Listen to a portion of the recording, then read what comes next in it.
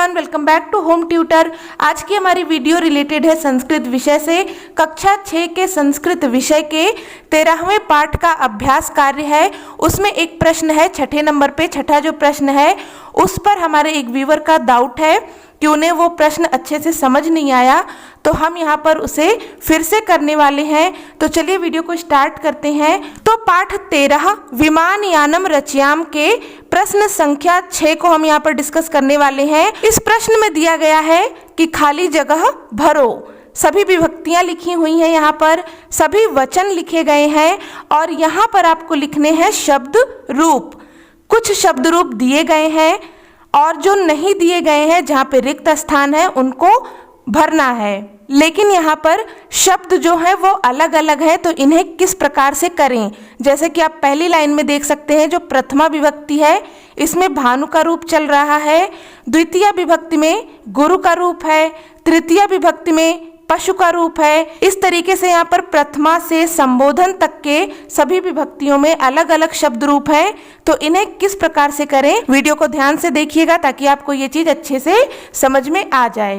तो इस प्रश्न में जितने भी शब्द रूप दिए गए हैं ये सब उकारांत शब्द हैं। उकारांत शब्द क्या होते हैं? उकारांत शब्द वे शब्द होते हैं जिनका अंत उ से होता है, यानी कि जिन शब्दों के अंत में उ की मात्रा लगी होती है उन शब्दों को हम कहते हैं उकारांत शब्द। जैसे कि भानु, गुरु, पशु, साधु, वटु, शिशु, विष्णु। तो आप देखिए ये जितने भी शब्द हैं इनमें उ की मात्रा लगी हुई है और इनका रूप एक समान चलेगा। उकारांत शब्द जितने भी होंगे उनका रूप एक समान चलेगा। तो इसके लिए आपको क्या करना है, किसी भी एक शब्द का रूप याद कर लेना है। जब आप किसी भी एक शब्द का रूप याद कर लेंगे तो बाकी जितने भी शब्द हैं उनका रूप अगर आपको लिखने को आए तो आप आसानी से लिख सकते हैं, क्योंकि इनका रूप एक समान ही चलता है। सबसे पहले यहाँ पर प्रथमा विभक्ति में भानु का रूप दिया गया है। भानु का रूप एक वचन में है भानु, द्विवचन में है भानु, और हमसे पूछ रहा है कि भानु का प्रथमा विभक्ति में बहुवचन रूप क्या होगा। तो इसके लिए आपको कोई एक शब्द रूप याद कर लेना है। जैसे कि आप भानु का ही याद कर लें। आपकी पुस्तक में आप पीछे देखेंगे तो वहां पर उकारांत पुल्लिंग शब्द में भानु का रूप दिया हुआ है। तो अगर आप भानु का रूप याद कर लेते हैं तो बाकी सारे शब्द रूप जैसे कि शिशु, साधु, गुरु, विष्णु, इस तरह के जितने भी उकारांत पुल्लिंग शब्द होंगे उनका रूप आप आसानी से लिख पाएंगे। तो देखिए प्रथमा विभक्ति में भानु का एक वचन हमने देखा, वहां पर लिखा हुआ है प्रश्न में भानु, द्विवचन में भानु, और बहुवचन हमसे पूछ रहा था तो बहुवचन में हो जाएगा भानवः। यहाँ पर हम लिखेंगे भानवः।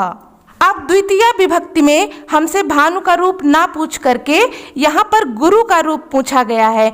गुरु का द्वितीय विभक्ति में रूप क्या होगा? तो देखिए यहाँ पर पहला यानी कि एक वचन ये ब्लैंक है, द्विवचन ब्लैंक है, बहुवचन दिया गया है गुरुन। आपको बताना है एक वचन और द्विवचन, एक वचन में क्या होगा और द्विवचन में क्या होगा। तो अगर आपने भानु का रूप याद किया है तो भानु का द्विवचन में होता है भानुम, तो इसी तरीके से यहाँ पर हो जाएगा गुरुम और द्विवचन में हो जाएगा गुरु। फिर है तृतीय विभक्ति। तृतीय विभक्ति में हमें पशु का रूप लिखना है। द्विवचन का रूप यहाँ पर दिया हुआ है पशुभ्याम, तो हमें एक वचन और बहुवचन का रूप बताना है। पशु शब्द का तृतीय विभक्ति के एक वचन में रूप हो जाएगा पशुना और बहुवचन में रूप हो जाएगा पशुभिः। फिर है चतुर्थी विभक्ति। चतुर्थी विभक्ति में हमें साधु का रूप लिखना है।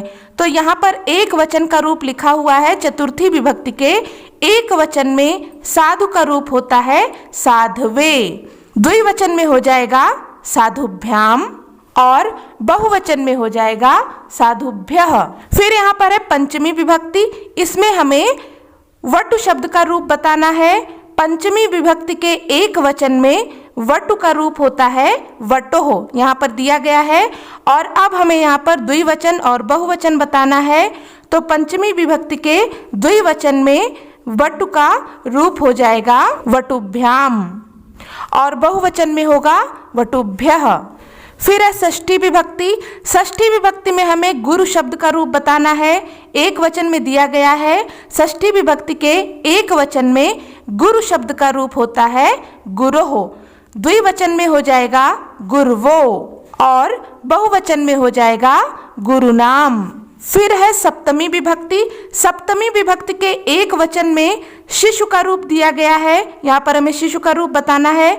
एक वचन में होता है शिशौ, द्विवचन में हो जाएगा शिशवो और बहुवचन में होगा शिशुषु। फिर है संबोधन। संबोधन में हमें विष्णु शब्द का रूप बताना है, एक वचन में दिया गया है। संबोधन के एक वचन में विष्णु का रूप होता है हे विष्णु, द्विवचन में हो जाएगा हे विष्णु और बहुवचन में होगा हे विष्णवः।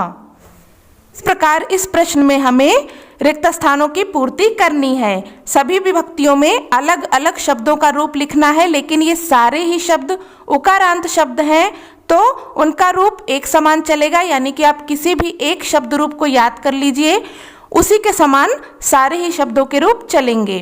तो आई होप कि अब आपका डाउट क्लियर हो गया होगा। अगर आपको भी किसी प्रश्न से संबंधित कोई डाउट है तो बताएं, और अगर ये वीडियो आपको हेल्पफुल लगी तो प्लीज़ इसे लाइक और शेयर जरूर करें, साथ में चैनल को सब्सक्राइब कर लें। मिलते हैं नेक्स्ट वीडियो में न्यू टॉपिक के साथ, तब तक के लिए take care and bye bye.